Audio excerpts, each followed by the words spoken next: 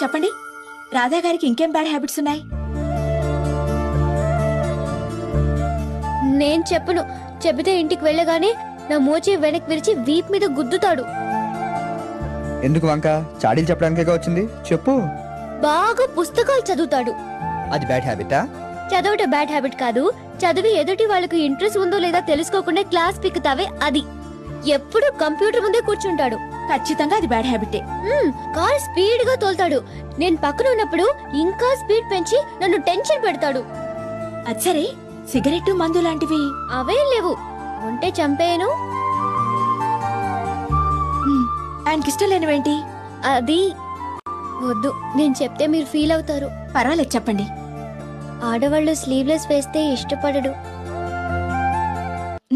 గోళ్లు పెంచుకుంటే అస్సలు ఇష్టపడడు. ఆయనకిష్టమైనవేంటి? చెప్పండి. గ్రీన్ కలర్ డ్రెస్ అంటే చాలా ఇష్టం.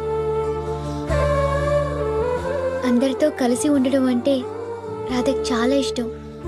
ఈ వయసులో కూడా వాళ్ళ అమ్మ ఒడిలో పడుకోవడం అంటే మరింత ఇష్టం.